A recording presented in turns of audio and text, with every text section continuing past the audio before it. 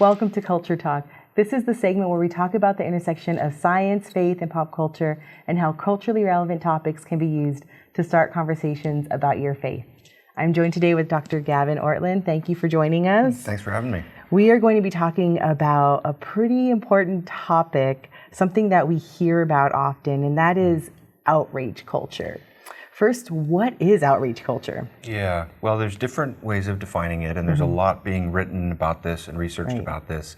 One of the ways that people talk about it is basically a system for public shaming. Yeah. Because it happens so much on social media, and it seems like people are always outraged about everything these days, and there's more polarization in our discourse, and people are easily offended at things. And it's kind of like if you walk into a room and you can tell two people have just had an argument, you can just kind of feel the tension. Oh, yeah. It's almost like that's how everybody is, you know, in the state of talking about things. So it's a pretty sobering reality that we're living in. Is there any indication as to why we've moved to this outrage culture and being, offended by everything? I think one of the things that people talk a lot about is moving from print-based forms of information, like the newspaper, to so much screen-based information. And so many people, and I'm guilty of this too, we get our information through what comes to us from Facebook or Twitter. And there's been a lot of studies about when you're reading the newspaper, it's accessing one part of your brain. When you see something on a screen, it accesses your emotions more, and the very medium is kind of designed for an emotional response. So a lot of people think that the use of social media is a huge factor for why there's so much more emotion in our dialogue and in the way we evaluate things and the way we talk about things. Right. And that's a great point, I think, just thinking about social media and how we engage in that. But it is so prevalent, so it's not like we can necessarily completely pull away. So when we're in these settings, what's the importance of disengaging with kindness and civility, especially as Christians? Yeah, I think that's just a huge thing on my heart for how, it can seem so overwhelming. There's so much anger out there in the world. And I think a simple thing is just personal kindness in how we communicate.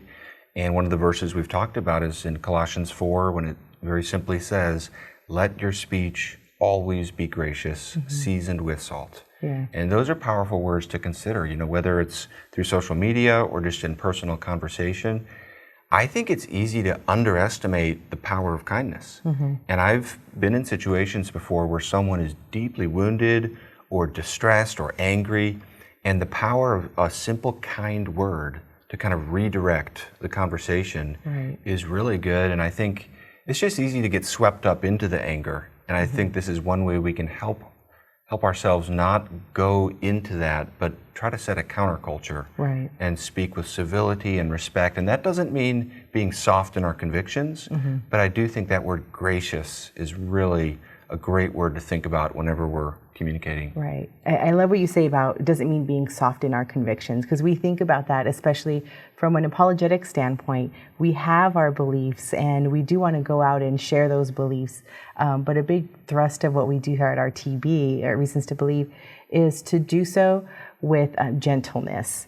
And that is such an important part of what we do. So when we think about apologetics and not being soft in our convictions, what would you say is maybe some key tips on how we can avoid then being outraged by the outrage when we respond? Right. Yeah, that's a huge danger is we start getting kind of cynical, like, oh, the world's all outraged, and then we can kind of become a part of the problem too. And another thing that I think is an error to avoid is just total disengagement, where we think, there's just no point in even talking anymore. And that's a real temptation too. I think one simple thing, in addition to personal kindness and listening, really trying to understand, sometimes people are outraged for a totally legitimate reason. And I think in that situation, it's helpful to really listen and perhaps affirm the person's concern. Because we think everyone has a conscience, and some of the things that provoke that outrage really are, worthy of being affirmed. Like, that's really wrong. But I like to tap into that and say, there's a moral compass that is at work in those feelings of outrage. And so I think it can be helpful to try to look at that as suggestive of a larger picture. Why do we have that moral compass within? And some people are so outraged about things, but they haven't necessarily thought about, where do those feelings come from? And do I have a framework to make sense of that? Right. And that's one way I like to point to the existence of God. I think he's the ultimate sort of best context in which to understand the moral compass that we have. And then I like to point to the gospel. I like to point people to Christ and say, look, here is a man who had every reason to be outraged at what was happening to him, but he showed the power of love and the power of forgiveness. And there's a beauty in that I want to point people toward and say, this is the last best hope that we have. Right. And this is the ultimate solution to the challenges that we're facing. Right.